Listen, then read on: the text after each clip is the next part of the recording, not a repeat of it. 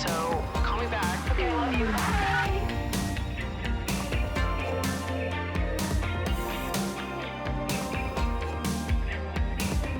Hello, everyone, and welcome back to Emotionally Online, the show for spilling guts and sharing secrets, hosted by yours truly, the one and only Maddie Drossbeck, who is here and ready and excited to start celebrating Pisces season. Can you believe that the inventor of Emotionally Online and the CEO of Lover Girls Worldwide is a Pisces?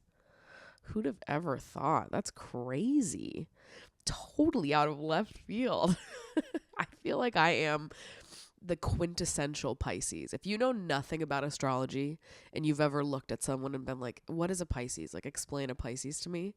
They should have described to you Maddie Drossbeck. I feel like it textbook written down to a T. I'm a Pisces, and it is Pisces season, bitch. And I am so excited because I need a little bit of joy. I do. I need a little bit of joy.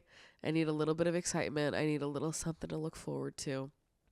So my birthday coming up, and it generally just being a season that I can be excited about, is going to be so good for me. I'm turning 27 in a few weeks on March 5th. I was born on March 5th, 1997 at 7:45 p.m. in Framingham, Massachusetts. There you go. There's all my information. Do whatever you want with it. Not that I haven't told all of you guys my chart 1,100,000 times. Sun, Pisces. Moon, Aquarius. Rising, Libra. Venus, Pisces, Mars, Libra, Mercury, Pisces. I'm all Pisces and Libra, really. Pisces, Libra, a little bit of Aquarius. And that's me. But here we are. It's Pisces season in the month of lovers. I just had a horrible week, so I couldn't really celebrate Valentine's Day the way that I would have liked to celebrate Valentine's Day, but that's okay because I'm just a fucking girl. Okay. I'm just a fucking girl, and I cannot be all optimistic and happy and doing all that all the time. Okay. I can't. And this week I was not. And this week I was punching the air. I was not fighting anyone. I wasn't even fighting myself. I was simply fighting.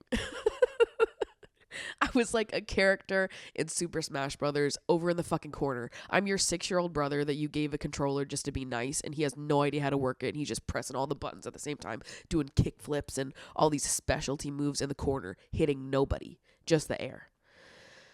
That's been me.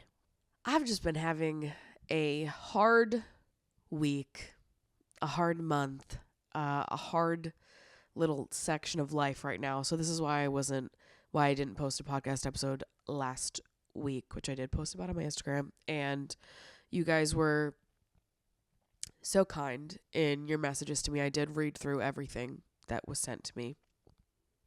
And I really deeply, from the bottom of my heart, appreciate how understanding you guys are. Because I always want to be here. I always want to be doing the podcast, but sometimes life happens. This is a one-woman show. So if I can't be 100%, there's nobody to help me.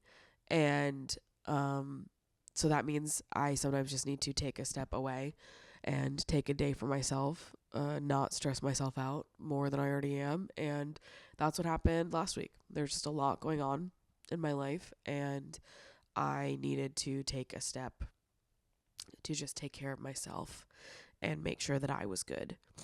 And I did that, and I appreciate your guys' support in that and how kind you were and all of your reminders in my DMs that you want me to prioritize my mental health and take care of myself first and not worry about it. It may seem like something that I already know or something that I don't need to hear, but I do need to hear it, and it's nice to have the reminders, and you guys made me feel a lot better about my choice to take care of my mental health last week. So thank you for that, because it was definitely something that I needed. I'm sure you can hear I'm sick again, which is so frustrating, and it adds on top of all of the emotional stuff that has been going on for me. Being physically sick at the same time is like such a sick fucking joke. This is the 4th time I've been sick since Christmas. So in the span of 2 months, I've now been sick 4 times, which is so annoying. And it's also just like, I don't know, I feel like I haven't gotten sick in like 4 years, and then all of a sudden I'm getting sick back to back to back to back. Whatever. There's a million colds going around right now. I've happened to collect all of them. So I'm fucking sick of it. It's also the worst when you live alone and you get sick and you're also going through it emotionally. There is nothing lonelier than living alone and being sick, and you're emotionally going through it at the same time. Imagine the loneliest person in the world. That's the situation that they're in. And I'm not even necessarily saying that all instances of having like a roommate necessarily help this. It's like a specific kind of person that you would have to live with. May it be a partner or like a best friend, someone that like you really take care of each other. I've definitely lived with people who helped, like we took care of each other before. So it's not even necessarily just like a living alone thing, but it's like living without people to like really care for each other with. But it's like, it just sucks when you feel so shitty and you're like, I'm just sick. I need help. I want someone to like help just do little tiny tasks around the house for me. I don't even need someone to like bring me food and beverages in bed and cook for me and really coddle to me. I just need someone to fucking like do the dishes, take the trash out, scoop Mango's litter, like all the shit that when you're sick, like tiny things, but when you're sick, they become like huge tasks. And yeah, it feels so lonely to not have somebody to like care for you in that way. So anyways, to be sick and sort of having my loneliness emphasized because of the fact that I was sick, while also going through a heartbreak of some sort, a loss, it has sucked. I've had a hard week.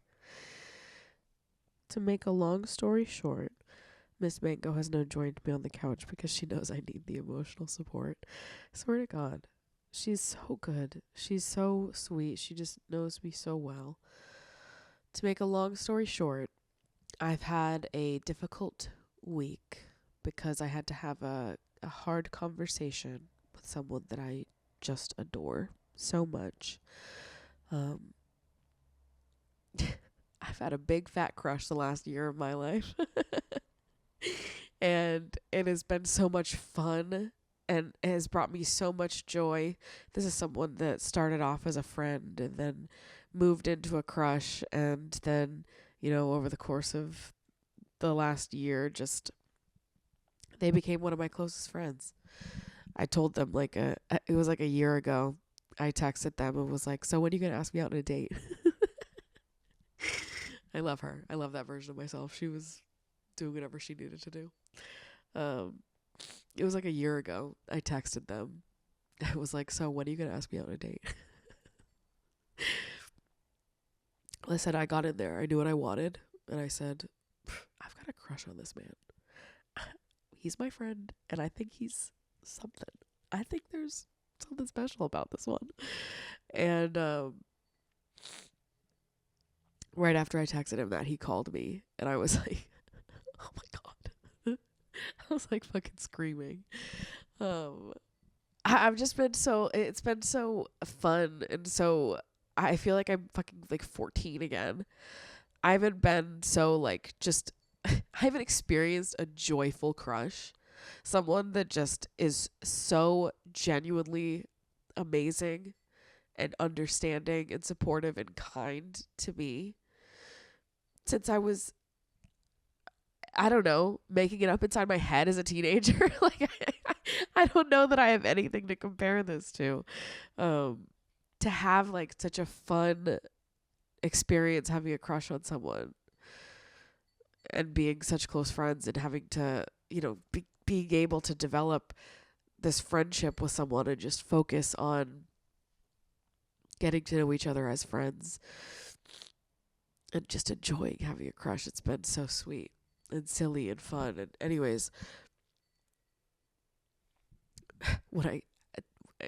a year ago when I said to him, why don't you ask me out on a date? Why haven't you asked me out yet? He told me the reason he hadn't asked me out yet was because he was waiting until he felt that he was in a better headspace emotionally. He was like, I listen to your podcast. I watch your YouTube videos. I am your friend. I know a thing or two about what it is that you're looking for, and I am like, I'll disappoint you. I know what it is that you deserve, and I don't want to open that door with you until I know that I can tick those boxes. Essentially, he's not ready for a relationship in the way that I am, which is fine. And I actually really respected that he said all that. And he was so honest and kind, thoughtful, and he's always been so vulnerable. And yeah, he's just awesome. He's amazing. And I felt like that first conversation when we sort of opened the door to like talk about the fact that there was a connection between us, just like because of how things went and how it was all handled, it just like opened up the door for us to have a really meaningful friendship with each other. And so that conversation was not the only time we ever talked about our feelings. Obviously, it was a pretty recurrent conversation throughout our friendship, and past that point we just got so close. He became like one of my closest friends after that conversation the last year. And listen, I had no intention of turning my feelings off. I don't know, I guess learning that he was not ready for a relationship didn't change how I felt about him at all, because I didn't need to be in a relationship right that second. In my head, I was like, I've found someone special. I found a connection that I think is special and worth keeping my eye on. And let's just enjoy being friends. Let's just enjoy the process of getting to know someone and becoming friends. And if a door opens down the line and we both happen to be ready for the same thing at the same time, then great. If I meet someone else between now and then I will absolutely pursue that. But like, let's just have fun here, shall we? Let's enjoy this flirty friendship. And I sure did. And I had a great year. And he has become such an important part of my life. He's someone that I really rely on, that I feel really understood by. We have so much in common. Like I just adore him. He's so special to me. And but as you can imagine, when you have such like an emotionally intimate friendship with someone, and there's this romantic subtext that is acknowledged and talked about openly, but it's not being acted on, and there's just room for things to get complicated, you know?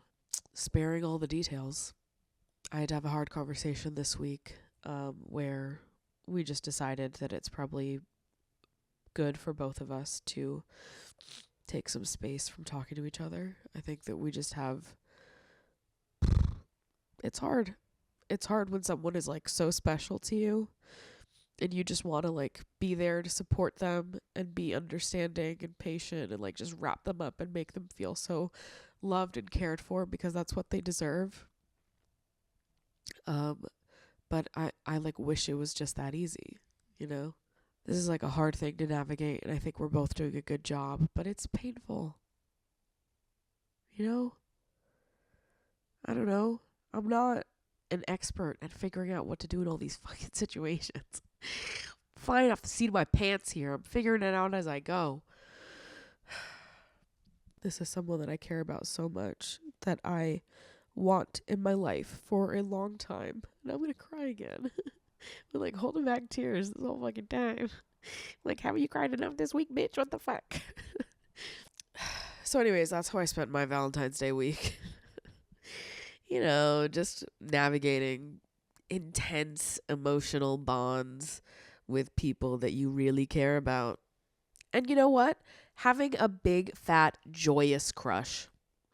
And maybe that's what I want to remember right now through all of this. The thing that I keep going back to and leaning on is like, if I had to go back and do all of this over again, I would do it all exactly the same. I feel like I have been so great at talking about my feelings with this person and navigating it with them, being open and vulnerable and honest. And I feel like we've done a good job of navigating it together. I feel like it's just been such a nice experience for me to meet someone that like genuinely gives a fuck about me. And that makes it so obvious and it's so unambiguous. It's so easy to understand how they care about me, and that's been great. It's awesome actually to get to be so close with someone and have even these shittier, harder conversations with someone who genuinely gives a fuck. And also that makes having a crush fun. So often having a crush is so fucking miserable.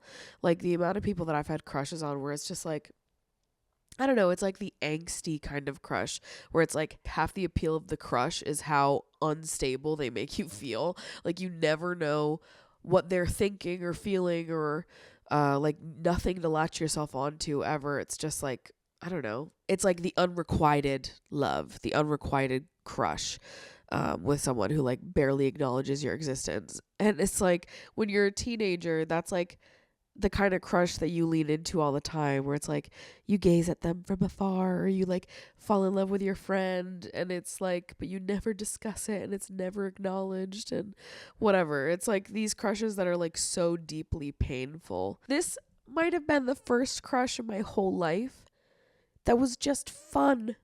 It was just fun and joyous, and yeah, getting to know someone and get so close with someone that truly cares so deeply for you, and that you have this like mutual deep care and understanding of each other. It's just so special, and I wouldn't trade it for anything, even if things are a bit complicated right in the present moment. It's been so fun, and I wouldn't change a single goddamn thing. But I think we're doing okay, and we'll figure it out. And it is what it is, right? I think when in in love, in friendships, you have to sometimes take space to figure out where you both need to sit, where feels the best for both of you, what you need to do for yourself. And I don't know. I don't know. There's so much that I don't know. I just know that I care about this person a lot and I want them in my life. That's all I know. So we're going to figure that out.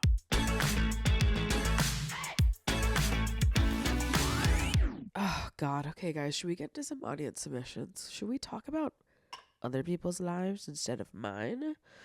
That would be awesome for me. I think I would really enjoy that. Hello, Maddie. My current obsession for Lover's Month is the orange peel theory. With acts of service being in my top 2 love languages, I've been noticing and appreciating more of the little things my friends have been helping me with. It breaks my heart seeing some women asking for help with such a simple task and being absolutely shut down. I would love to hear your thoughts and some of the little orange peel tasks that make you feel loved. I think something that really makes me feel loved, which I don't know if it's really like orange peel level task, because I think what I'm about to say is more like emotional care than it is like picking up a task for someone. But like I mentioned earlier, with like being sick and not having someone to like take the trash out, if someone, like if I was sick and I had someone to just do little tasks for me, like to just come over and hang out with Mango and take care of her and, you know, I don't know, make me soup, take my trash out, that would be huge.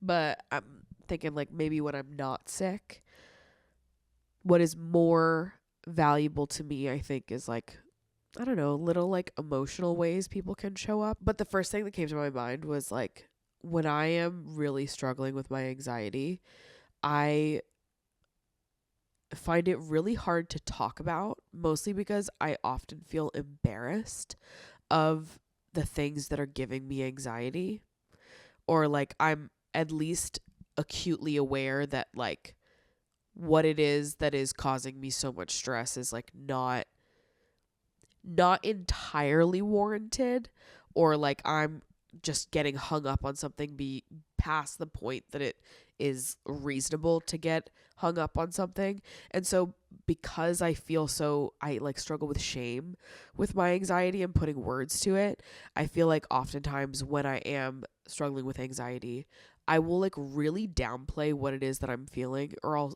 throw it off in like a very casual way and not talk about it deeper. I don't think I do a good job of hiding that I'm panicking, to be fair. I just think that I won't put words to why it is that I'm panicking. And then people don't really know what's wrong with me because I'm like, well, I can't say out loud why I'm panicking because you're all going to think I'm insane, but I am panicking. And I just think that someone just sitting with me in my anxiety and helping me feel a little bit less shame for the things that are making me so anxious is like huge to me. I don't know if that really fits into like the orange peel theory, but I'm not even thinking about it in like big ways, more in little ways of someone just being like, "Hey, like I'm going to sit here with you and I'm not going to go anywhere and you don't have to talk about it. We can just sit here." Or like if I'm really overwhelmed by something and like I feel kind of frozen and someone's like, "Okay, let's just do one thing at a time. Like, do you want to go get up and do this first?" And they almost like, and they like really help me move like step by step out of my anxiety. That is like huge to me and like makes me feel so safe with someone when they don't, I don't know, they don't lean into the reasons why I might feel like ashamed or embarrassed of my anxiety. They don't make me feel small for it. They don't get frustrated with me for the fact that I am feeling anxious and stressed out, but they just offer to sit with me in it, or like take a small step with me. I don't need someone to like do things for me. I need someone to do things with me. You know, sometimes that means more to me because I do like to do things myself and I am quite independent, but sometimes I just need someone to sit in it with me and be like, "Okay, there's a lot going on. You're anxious about all these things. Like let's just take it one step at a time here. Let's sit in it. And let's not judge ourselves while we sit in it." And having someone to sort of like lead that with me really means a lot to me, and has meant a lot to me in the past when people have done it. You know, I would really love to be able to breathe out of my nose right now. That would be huge. Oy vey. Hello, Maddie. I just wanted to start by saying I love your content and I think you're an amazing and very underrated content creator. You are so talented and have created such a beautiful and uplifting space for women on the internet, which I think all of your fans are grateful for. That is so kind of you and definitely something that feels really good to hear this week. So thank you very much for that. I've been with my boyfriend for about 6 months now and everything is perfect other than our sex life. To give you a bit of context, we were really good friends for about a year before we got together, even though we liked each other, and this was because I wasn't really feeling the physical attraction side of things.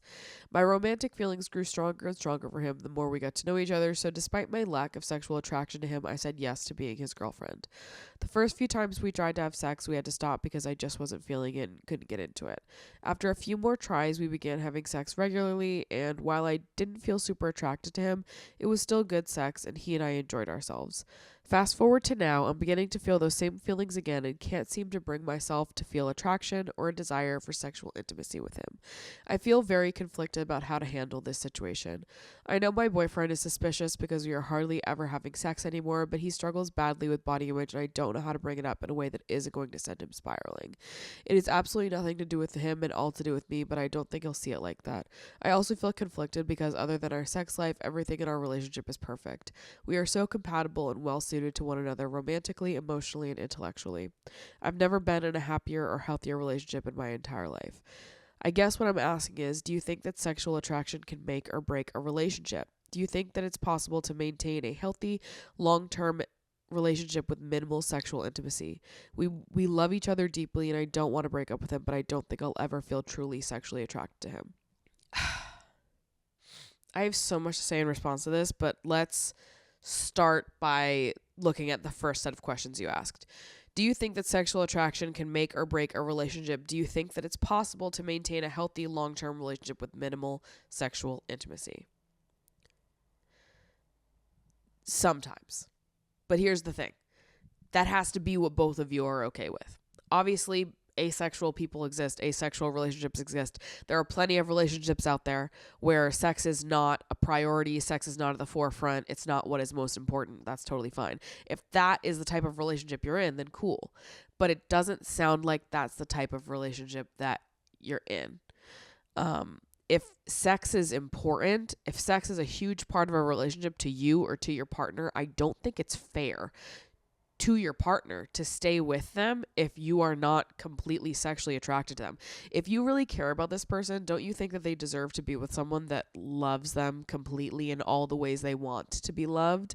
I don't think it's fair to you or your partner to stay in a relationship that you are not like 100% in on.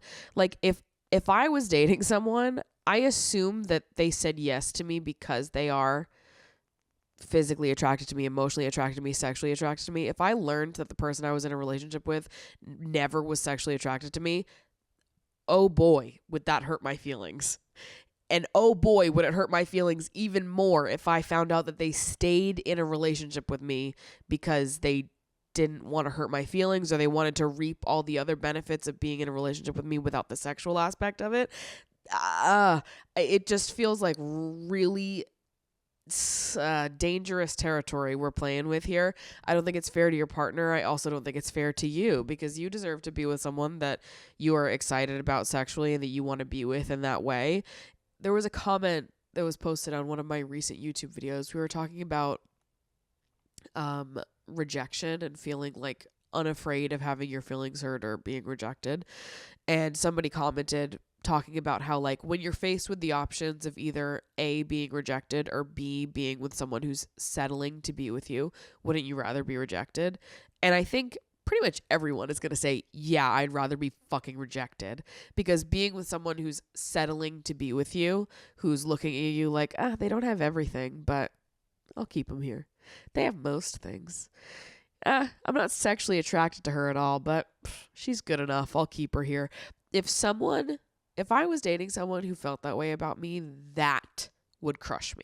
Them breaking up with me would be fine. Them rejecting me, way better. Significantly better than them being like, yeah, she's missing this major part. And she believes that I think she has this, but I'm just not.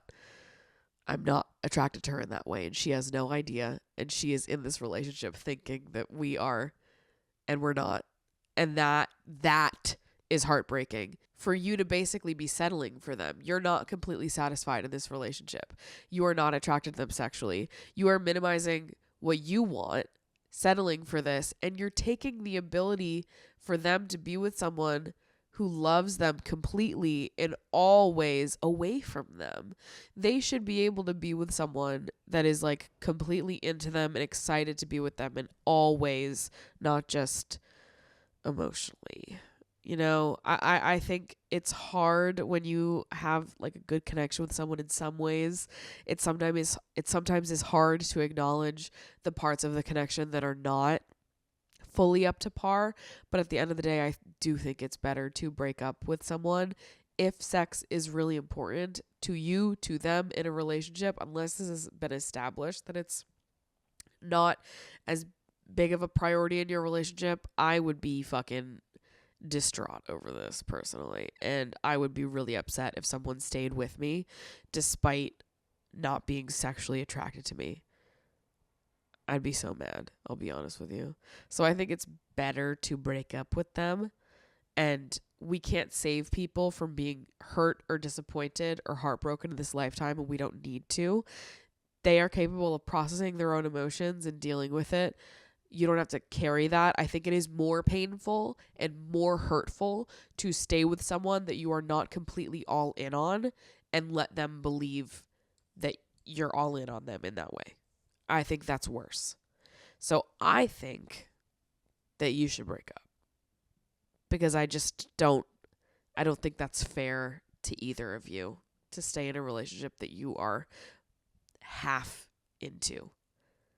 Hello, Maddie. How do you deal with the fear of never finding your person as a hopeless romantic?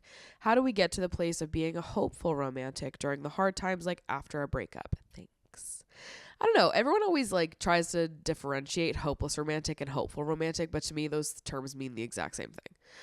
Like hopeless romantic to me is always just like, there's nothing I can do. This is who I am. I'm a lover girl through and through. Like you can't change me. I'm a hopeless romantic. This is who I am. It's hopeless. I'm hopeless to change the fact that I'm a romantic. And hopeful romantic just feels like redundant. If you're a romantic, you are hopeful about love. The hopeless part of hopeless romantic to me always read as like I'm hopeless to change the fact that I'm a romantic. And the world is cold and the world wants you to change the fact that you're a romantic, but you can't. You're hopelessly a romantic. You know what I mean? I never took hopeless romantic to be like you're a romantic that has no hope in love. Has it ever meant that? I feel like it's never meant that. What do you mean? If you're a romantic, it's just like that contradicts itself.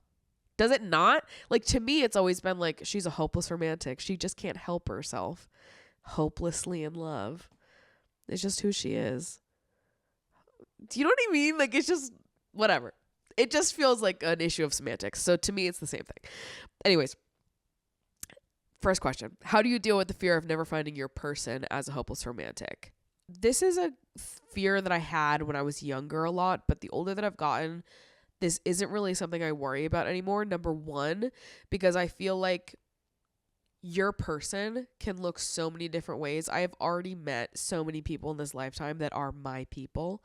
I don't think that it has to be a romantic connection that carries that kind of weight and that kind of like bond between two people. I don't think it's exclusive to like romantic partners. I also don't believe that there's like one person out there for everyone. I think there are multiple people out there for everyone. And you've got so many opportunities to meet so many people that you'll connect with in this lifetime. I just think that like connection and love and intimacy is endless and there's no drought of it. There's no like one person that you're looking for. I think there are so many different paths and people and lovers that we meet in our lifetime that can all be so completely important to us. On top of that, second part of that is that I'm not afraid of being alone.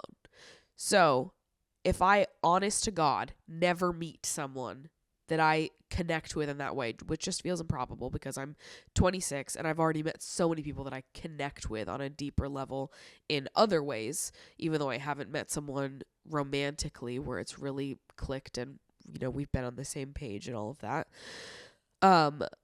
It would be so improbable to believe that it would never happen, but let's play into it for a second. Let's say I genuinely never meet someone that it clicks with me in that way, then I would rather be alone. If I don't meet the right person for me, I would not settle for the wrong person.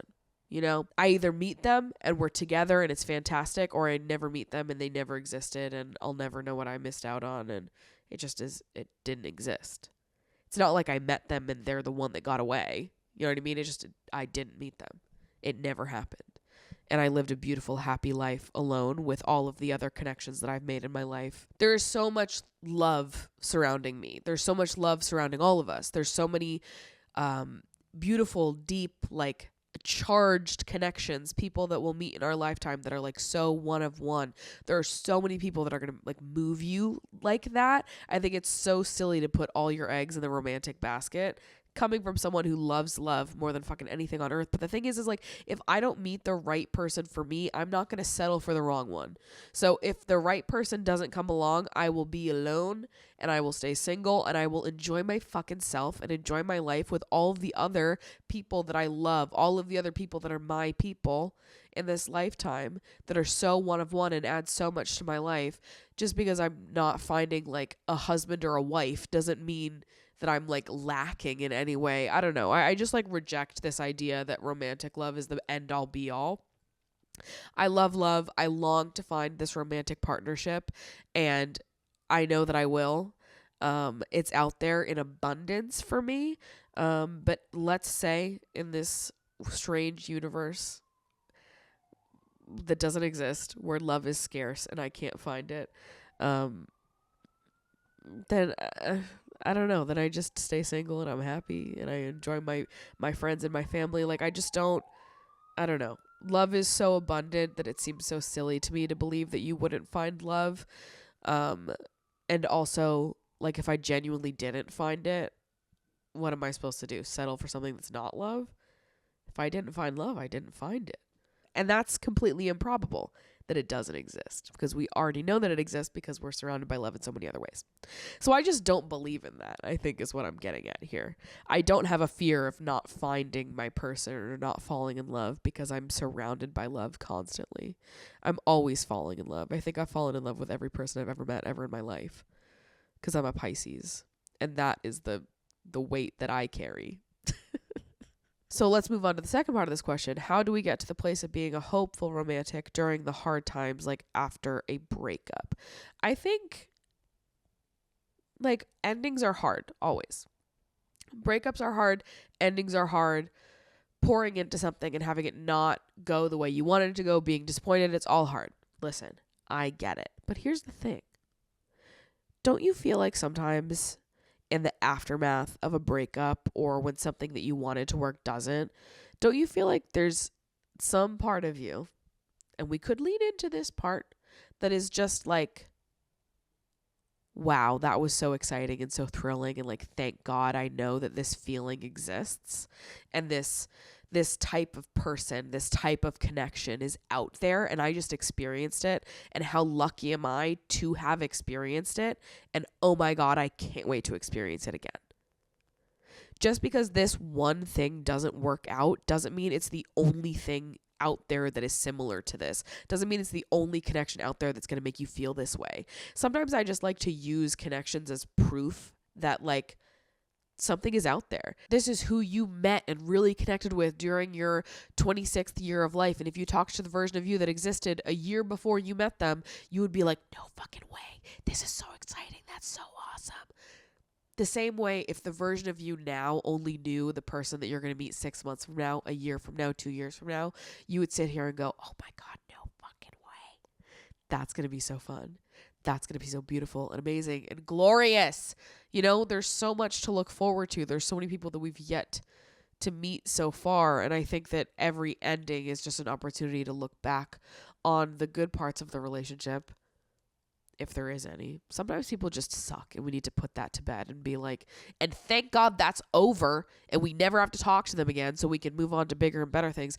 But if this is someone that you really liked and you had a good connection with and it just didn't work out for whatever reason, I think that it's nice to be able to look back at that as proof that, like, goodness and good connections exist out there. And like, how exciting is it going to be to get to meet somebody who makes you feel the way that that person did, but is maybe a better fit for you in one or two more ways. You have a better connection and just a little bit more, you know, so you're able to build a stronger foundation and a stronger relationship as a result.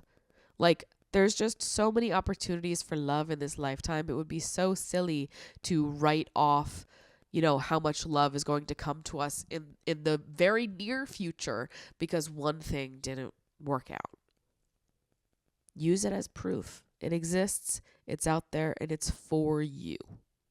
Okay? In abundance.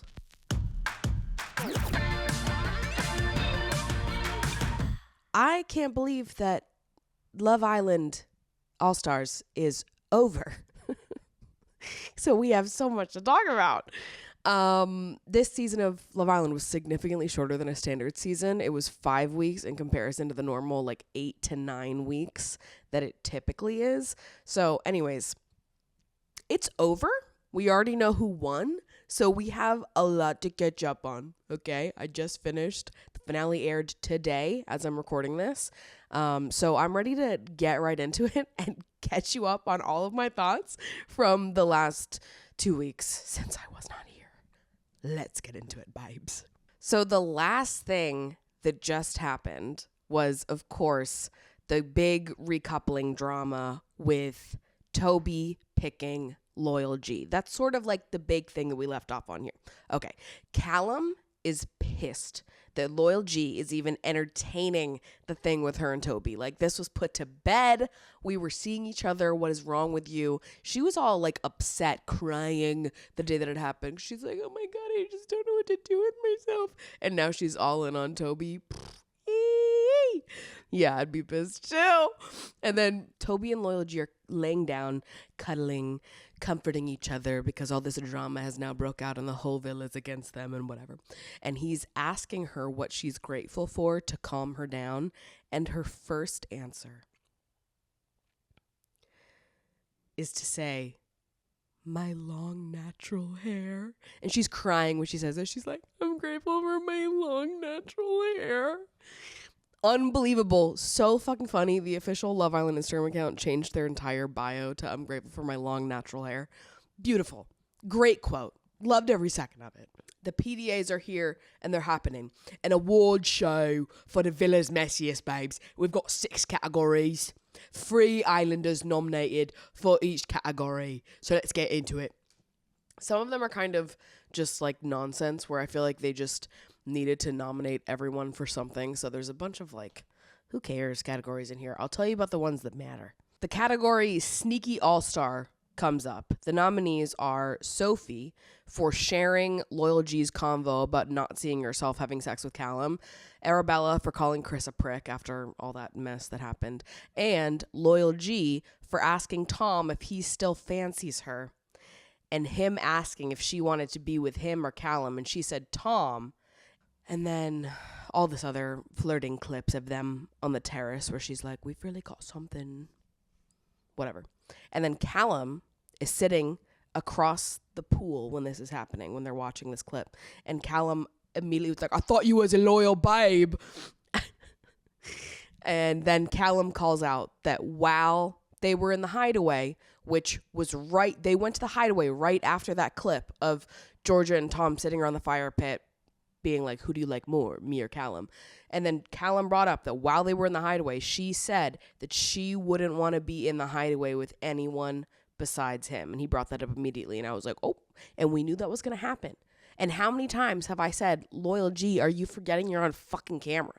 Are you forgetting that like all of these lies that are happening, they're going to catch up to you. And here they are catching up with her. But this made Molly mad too, realizing that Tom had sort of participated in this like weird truth thing around the fire pit where he was doing a little bit of flirting back at that point. I do think that Tom pretty immediately with Georgia was like, I'm interested in pursuing Molly, but he was flirting back a little bit at first. I'll give her that. But I don't think that's necessarily his fault because this was like day one of them exploring something, and once it started progressing, he did shut it down with Georgia. Loyal G, I mean. It's so complicated having 2 Georgias in the villa, both Georgia and Loyal G, and like remembering to call her Loyal G instead of Georgia. Anyways, so complicated. Get different names. So then Toby starts getting riled up at Callum for whatever reason, and he's like defending Loyal G for what she did. Toby's not even fucking involved in this mess. This is Callum, Tom, Loyal G. And then Toby's like, here I am, knight in shining armor. As Loyal G is yelling at Callum, being like, we'll talk about it later if you have any respect for me whatsoever. And he's like, what about your respect for me? Like, what the fuck? What's going on? How can you ask for respect when you haven't given it up until this point? Shut the fuck up. Loyal G ends up winning that category, obviously, babes. Then while all these other categories are happening, we're getting these like little clips, other snippets here and there. Loyal G is talking to the girls sitting with her, and she's insisting that she has been honest this whole time, and that is honestly how she felt in all of those moments. She honestly didn't want to be in the hideaway with anyone besides Callum, even though she honestly said mere minutes before to Tom sitting around the fire pit that she liked him more than Callum? Question mark. Like, what does that say about you? Do you honestly think that saying that you were honest about everything and that's honestly how you felt in all those separate moments, do you think that makes you look better? Because I don't. I think it makes you look flimsy as fuck. Like you can just boomerang from feeling strongly one moment to the next. That makes it all looked disingenuous. So I think you should just stick to the fact that only one thing is true, rather than saying it's all true, because if it's all true, then you just look like someone who's been lying. Which you have been. Then there's some other drama that happens during the PDAs with Sophie and Josh, because during the All-Star Revelations category, Tom is nominated for encouraging Casey to hit on Molly. Georgia is nominated for saying that Anton is like such a catch, but she just doesn't want him and she's got the ick. And then while this is being aired, Georgia's like, I came back from the ick. It's fine. We're good. I don't know that I believe her, to be totally honest with you, but this is the story she's telling herself. So it is. I do believe my King Anton deserves a little bit better, but I digress. And then Josh is nominated for calling Sophie his future wife in bed, and then a few days later saying that he's open to getting to know Joanna. And then Sophie's pissed because she's like, you're telling us two different things. Just be so honest. Like, to me, you're saying I'm not open to getting to know Joanna and I'm focused on you. And then to her, you're like straight up saying, yeah, I'm open. I'm not closed off. I'm open to getting to know her or whatever. So Sophie's pissed. Georgia has apparently come back from the ick. Then there's like an all-star special recognition award that goes to a pairing. So it goes to Loyal G and Toby. And it's a clip of her saying that I'll always have a special place in my heart for you, Tobe, always. And then she starts talking about Callum and she's like, I've only known him for a week. Like, how is he going to compete with our past? There's just no competition there. And Callum is obviously pissed. He's like, is this just a big fucking game to you? And she's just being called out for being a huge liar. And she starts being like, I didn't know I was going to have feelings for Toby again. Like, how can I avoid history? You're just not in the situation that I'm in, Cal. Which is so fucking funny because he literally is. And he's in a situation that is 10 times more invested with 10 times more history than you do. So what the fuck are you talking about? This was so funny. She was like, Cal, sometimes people hurt people. Like when you brought Molly back from Casa Amor and hurt Shauna 3 fucking years ago, 4 years ago. This was a long time ago. This was fucking winter season 2020, season 6 of Love Island. This happened. And him and Molly ended up in a 3.5 year long relationship. That is so funny. When you are like, when you have just done something shitty, you have just been caught in a lie. You just hurt someone's feelings and you bring up something shitty they did to someone else 4 years ago. That's wild. That's so funny. Nothing's ever safe. Don't you dare ever make a mistake ever in your life ever. Don't you dare ever hurt someone's feelings ever, because you never know when someone like Loyal G is going to come in and say that she was justified in everything that she did, because you hurt people sometimes in this lifetime. And here's an example of when you did it 4 years ago, you big dumbass. And then Callum and Molly start getting actually mad here. Callum's like, I've been in it with Molly for 3.5 years. Like, how the fuck is your shit deeper than mine? How are you going to sit there and say that I don't get it, or that you're in a position that none of us could possibly understand, when I literally am living in this villa with my ex of 3.5 years, who I had a full relationship with, who I have all this history. We live together. We have dogs together. Like, I don't, what are you on about? And then she is committing to like her lie, committing to how little responsibility she's going to take in this, being like, what is it that I need to own up to? I mean, it's literally insane. It is difficult to watch, but this is how she was on her season too. So I guess she literally hasn't changed at all, even though her season was like, what, 2018 or 2017 was her season. She hasn't changed at all. Terrifying. Oh my god. And then Molly's crying, poor girl. She's just like angry that Loyal G is comparing her situation with Toby to her and Callum, and Molly has like, I don't know, she like stepped to the side for her to let her do her thing with Callum, and her frustration with Loyal G all this time has just been like, make up your fucking mind. Like, people's feelings are at stake here, and you're just like walking all over people. And she is. And I'm team Molly, honestly. And I've always said that, babes. Then Molly calls out Tom for lying about his conversations with Loyal G and what the contents of them are. And I'll say I don't think he necessarily lied, but he did withhold information that protected Loyal G. Like I this whole time when Loyal G's been lying about what their conversations were like, Tom was the only one that had the power to be like, actually that's a lie, and this was said and this thing happened, but Tom was just like quiet about all of it. He just didn't mention it. I don't know if he's just like, I don't know why he did that, genuinely. I mean, maybe he was just like, it's not worth it because I have no interest in her and I'm just over it.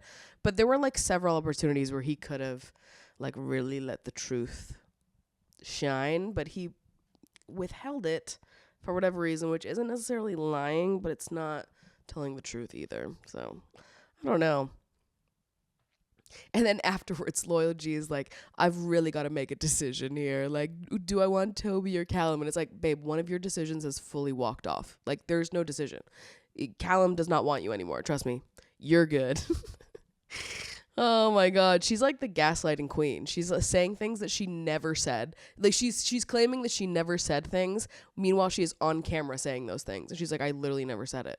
I'm like, I as an audience member feel fucking gaslit by Loyal G right now. Then Josh ends up ending it with Joanna and patching things up with Sophie because of that weird thing that happened in the middle of the PDAs.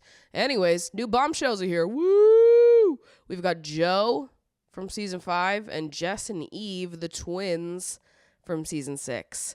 They do a dare game freshly after they enter the villa, and it comes out that Molly and Joe, I guess, had kissed recently outside of the villa at some point, and Loyal G brings this up in front of everyone because it was like he was dared something, he ends up kissing Molly, and then Loyal G was like, oh, was that the first time, Moll? And Molly was like, what the fuck? Like, I'm sorry, have you not done enough, bitch? Lay off. And I think Molly handled it well, because if Loyal G had done that to me after everything else that Loyal G has done to Molly, it's just like, leave her alone. What is your issue? And whatever, it just seemed really directed considering all the fights that her and Molly have been in lately, so that was a choice. But Molly handles it well. Loyal G is pissed because Josh picks her for the person that's here for followers. Oh my God, it's too much. And I guess that was really it for the dare game. The biggest thought that's been on my brain this entire season of Love Island, and perhaps beyond this, because I've thought this just for quite some time now, and I haven't said it because I haven't been brave enough, but I'm feeling brave today. Okay? The fucking bathing suits that are popular these days that look like a loincloth need to fucking go. They are so hideous. I have not seen them look good on one single fucking person. It looks so bad. It looks like a loincloth. It's giving barbarian. What's that called? Dave the Barbarian? Tarzan? It's giving cave woman, okay?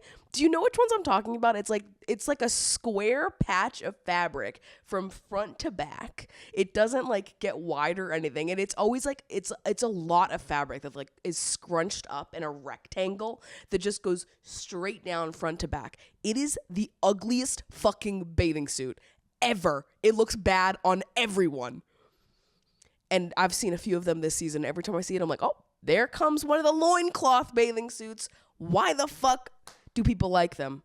And you know, I'm not usually someone that has a lot of strong opinions on this shit, because usually I'm like, everybody styles things in their different ways. And I love that people wear things that make them feel good and happy and whatever. Loincloth bathing suits are where I draw the fucking line. I can't stand them. I think they're hideous. We need to burn them. Okay?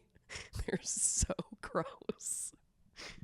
Sophie and Josh end up closing it off. We make it to a recoupling where Joe picks Arabella, and he gives like a whole speech on how sometimes you've got to step on toes in here. And it's like, whose toes, babe?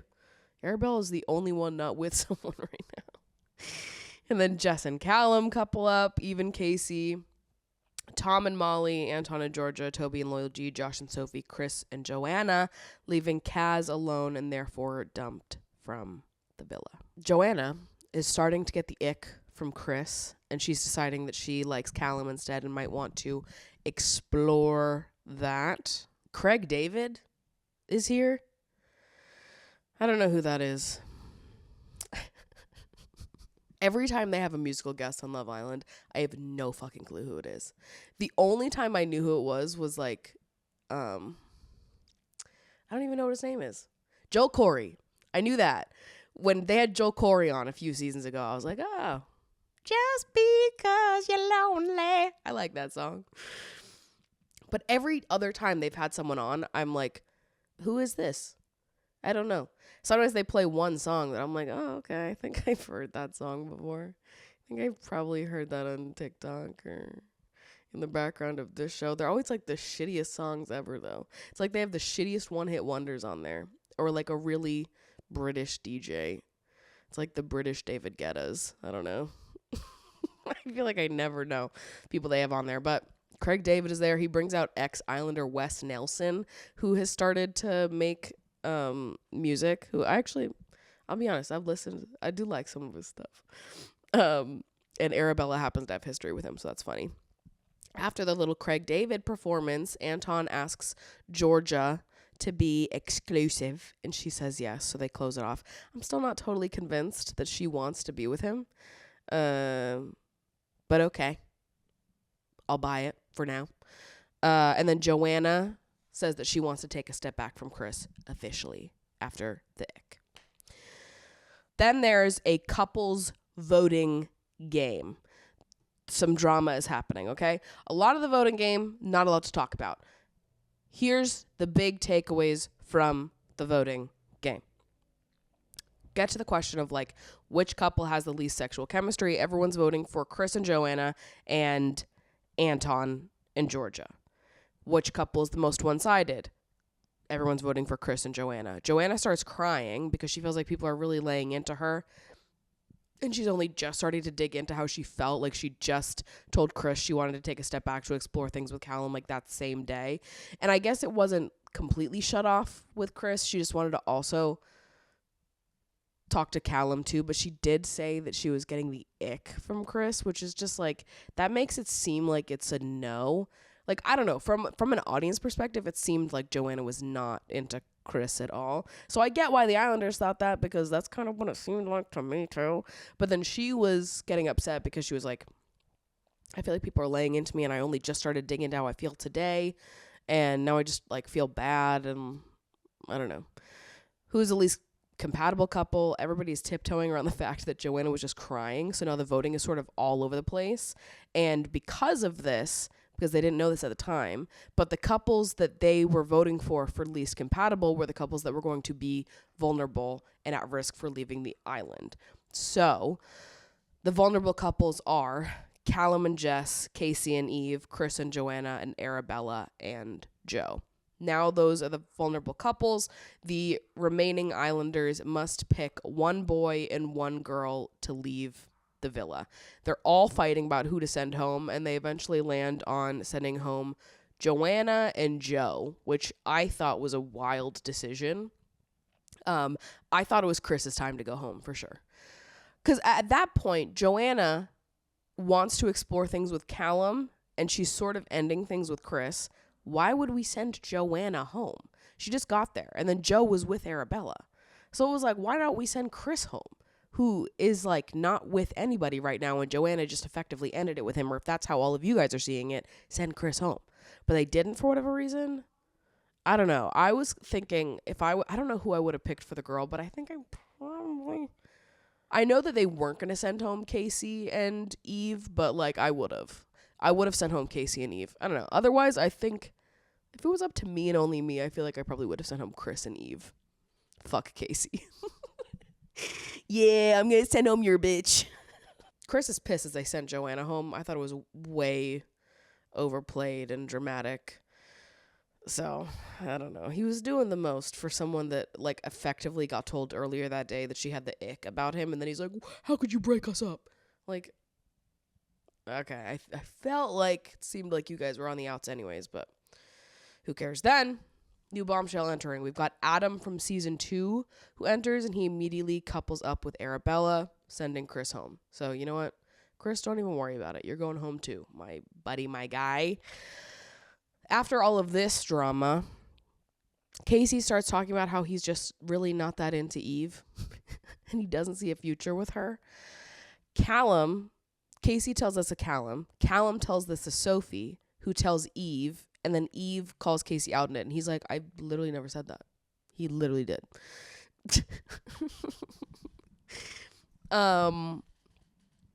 Too bad we're not going to have a lot of time to think about this any further because there's been a public vote, and the lowest voted couples are Sophie and Josh, Eve and Casey, and Loyal G and Toby, which for the one time ever, the British public and I are aligned because that would also be my lowest votes. Crazy Town, USA.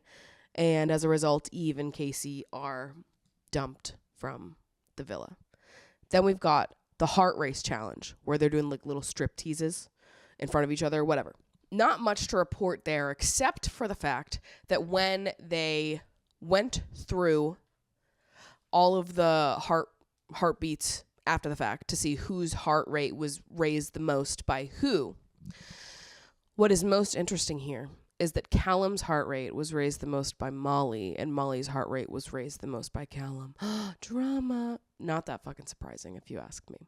If you have history with someone and you're watching someone that you've just like had sex with for the last 3.5 years do like a sexy lap dance and like be flirty with you and all these other people right in front of your face, like, I'm sorry, are you not gonna get fired up about that? Or, you know, also, it's like your heart can beat for more than one reason. It's not like your heart is beating because you find them super attractive, which they do. They were together for 3.5 years. That doesn't just go away because you broke up. Second of all, don't you feel like because you're exes, your heart would start to like pitter patter even more than usual because you're like, that's my fucking ex.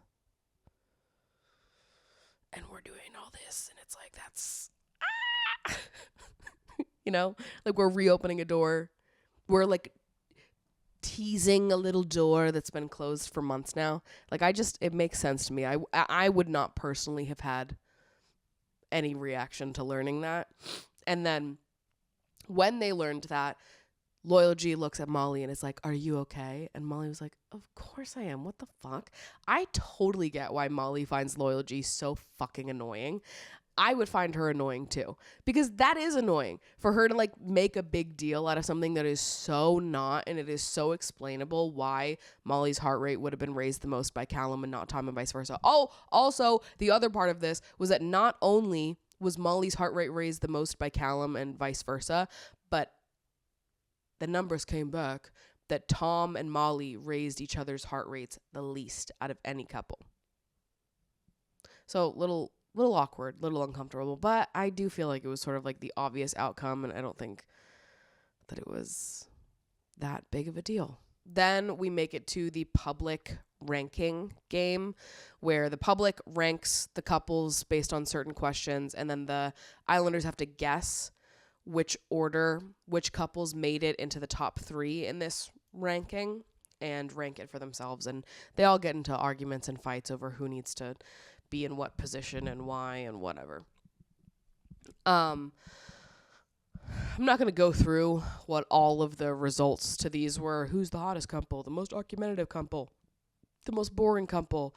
Which couple are only together to win? Whatever. All these things. You listen. We know what a lot of them are going to be based on what the public's been voting so far anyways. Throughout the whole ranking, Josh is like continuously throwing shots at Georgia and Anton, which is like a little bizarre. And just like, why is he doing all that? The other notable thing was the most likely to cheat question. Toby and Loyal G were voted in the number 1 position. And Toby was a little upset about that because Toby has been cheated on, which it was hinted at earlier in the season that Chloe, who he ended up with in season 7, who he ended up dating for a long time afterwards, it was hinted at that maybe she had cheated on him and that's why their relationship ended. But it was basically confirmed after this challenge that Chloe cheated on him, and he like really struggled in the aftermath of all of that. makes sense. Cheating is traumatic. But to be honest, I don't think that the public put them up there because of Toby. I think it was more because of Loyal G and how much she had been bouncing around. Not that Toby's been innocent this season either, but I just feel like maybe Loyal G had more of a pull there than he did. But he was really upset about it because he was like, I would just never do that to another person. I know what that's like. And it like destroyed me. Okay, now let's talk about Anton and Georgia and Josh. So Anton has started feeling like he's just doubting Georgia's feelings for him. Then we get to this ranking challenge. Josh is throwing shots at Anton and Georgia the whole time, like doubting their connection, just being kind of like excessively rude for no reason, continuing to give his opinion towards them. Now listen, I don't necessarily think that Anton and Georgia are it either. I think that Anton is way more into Georgia than Georgia's into Anton. I think Georgia has had to convince herself to like Anton. I think it's one of those situations where Georgia's probably like, he's so great, he's so good for me, why don't I like him? And she's just forcing herself to like him. That's how I'm reading it. I don't think that she's that into him. Maybe we're all wrong, but it seems like a lot of people in the villa have a similar opinion where they just don't really see the connection there. And Josh and Georgia talk after the fact, and he's like, as your friend, I'm just trying to be honest in here and tell you what everyone thinks. Like 70% of people in the villa think there's absolutely nothing going on between you two. And Georgia was like, I think you're wrong. And I'm in here trying to put myself out there and be open to finding love and just see like what's out there, and I'm trying it with him, and I don't appreciate all of this criticism and like learning that 70% of the villa thinks this. Like when I'm just learning that all my friends are talking about me behind my back and nobody has said this to my face. So then Anton and Georgia call everyone around the fire pit, and they're like, so I've heard that a lot of people are unsupportive of this relationship, so let's talk about it. Let's air it out here. And then Josh is pissed that nobody's agreeing with him, and he like storms away from the fire pit, and it's like, what was all that about then? Here's my thing. If Anton was like a shitty person, then I would understand why Josh was being so persistent in saying that he didn't think that there was anything there, and he thought that their relationship was the weakest or whatever else he was saying during that challenge. Like, if Anton was a bad guy and as Georgia's friend, you wanted to be like, I don't know, really going in and making your opinion known, that's one thing. But he's making this like really rude opinion known for seemingly no reason at all. And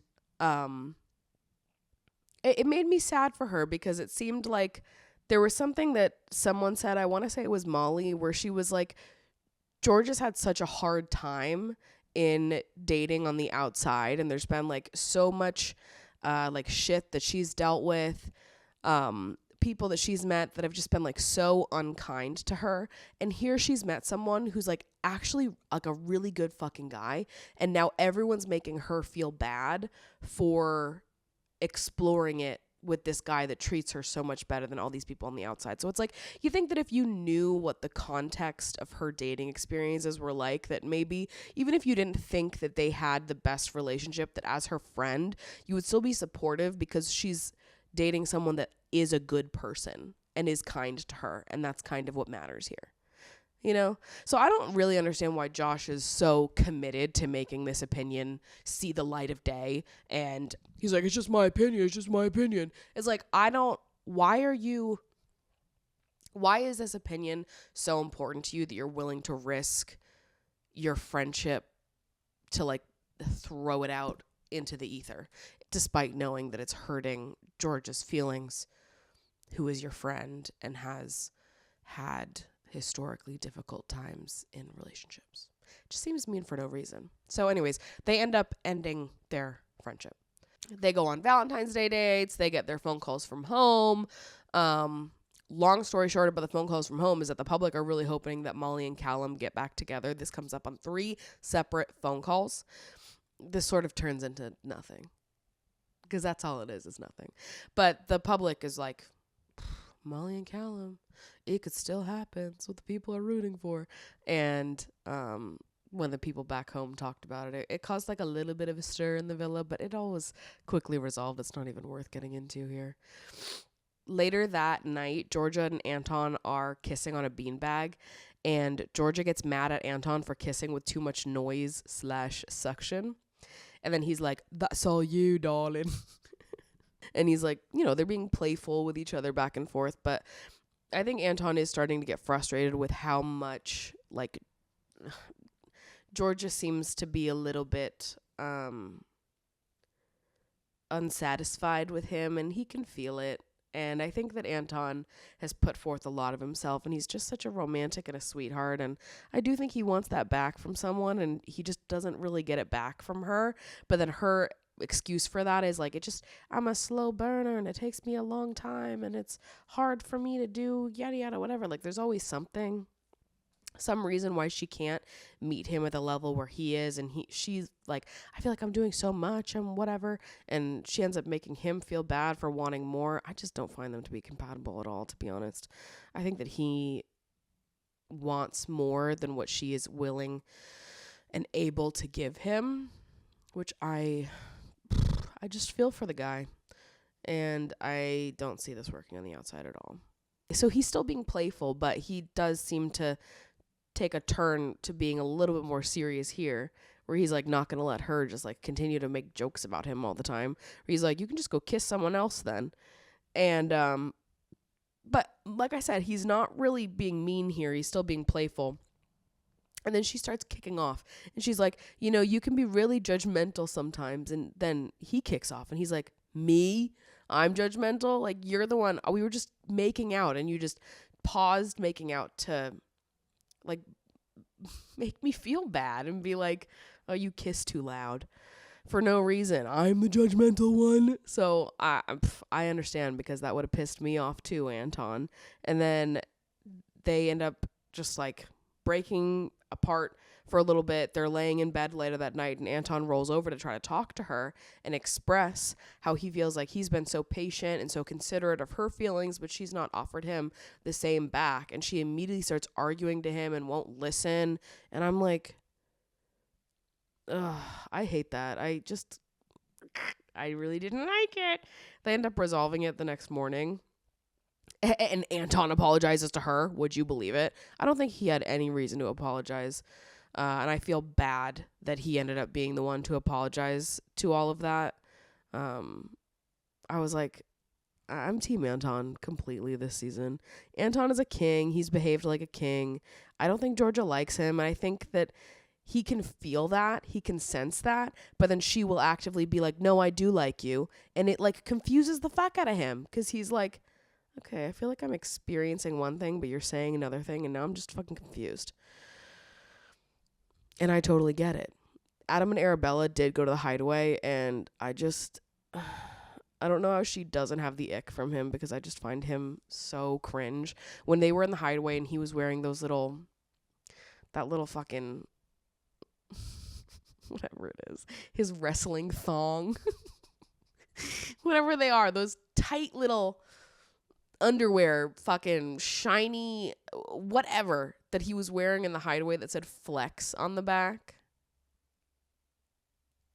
So cringe. I couldn't. I absolutely could not. Then all of the ex-islanders are here, and they're voting for which couple to send home. Now, I'm not going to go through who everyone voted for. A lot of them are voting for Georgia and Anton because they don't think they have a strong enough connection. Or they're going for Arabella and Adam because they don't think they have a strong enough connection. They just haven't seen it develop enough in the villa in comparison to other couples. The one absolute fucking wild card was Lewis.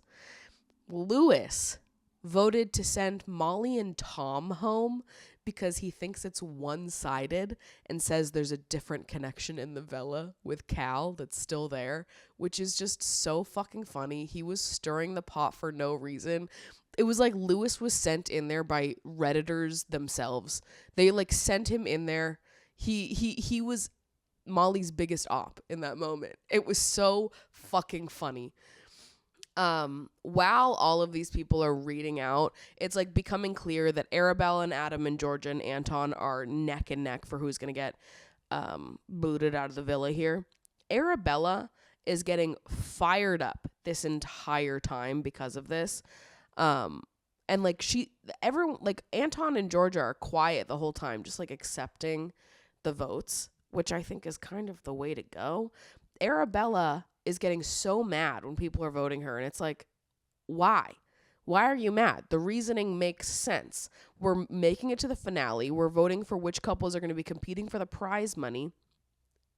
I'm sorry, do you really think that you guys not having enough time to develop the relationship is not a valid reason why you shouldn't be voted to be in the finale at this point? Like, I think that makes complete fucking sense. It is either going to be Anton and Georgia or you two that are not making it. And to be honest, I think it makes more sense for the couple that's been together longer to end up in the finale other than you guys. Either way, why does she give a fuck? Why is she getting so mad? There's literally 1 day left of the show at this point. You found your person. You made your match. If that's the truth, who cares? Leave the villa. You've got 1 day left. It's just the fucking finale. Why do you care if you get booted tonight? What difference is it going to make? If you've supposedly made that connection and you're really happy to be with that person, then I don't see why it would matter. It just seems silly to me. So anyways, Arabella and Adam were dumped from the villa. I kind of expected something bigger to happen if they're going to bring out all the ex-Islanders. Like if they were going to dump multiple couples or do like an Abby Lee Miller style pyramid or something. It wasn't that savage to me. It was just like, okay. I feel like if they were going to bring out all the ex-Islanders, they needed to do it earlier. Like if we were going to do like a tribal council sort of thing, which could have been fun. I feel like they should have done more like all-star twists. This season was very similar to a standard season of Love Island, really. I love that they didn't do any games, though. They brought in... Listen, I loved that. I loved that they invented Love Island games and were like, let's take the worst part of Love Island and make it a whole show of its own. And then they took the games out of the regular series of Love Island. No games this season. Only psychological warfare between the audience and the Islanders. Love it. Exactly what I wanted. And we got rid of the baby challenge last season. Like, they're listening, guys. We're getting rid of games. We're getting rid of babies. Living, laughing, loving. What else are we going to get rid of? You never know. Then we've made it to the finale. Woo! We've made it. I'm finally done talking. I can go cough my lungs out after I'm done recording this.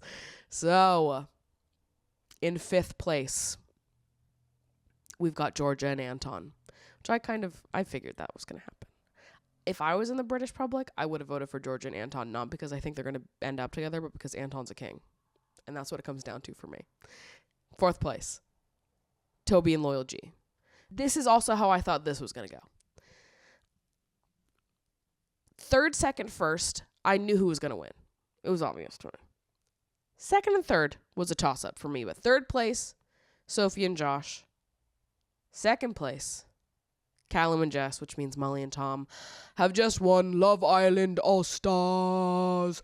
Woo! Which I kind of figured that was going to happen. I feel like they have been the strongest couple for a while now, so it just made the most sense that they were going to be the ones that won. And there it is.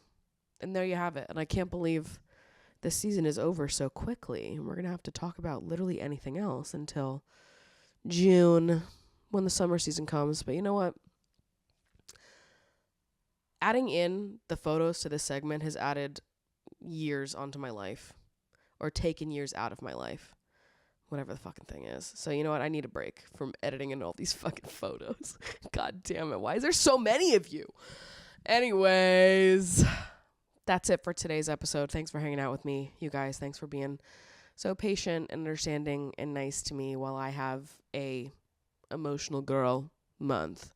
While we enter Pisces season doing the only thing I know how to do, which is be emotional online. So with that, I love you guys so much, and I will see you next week.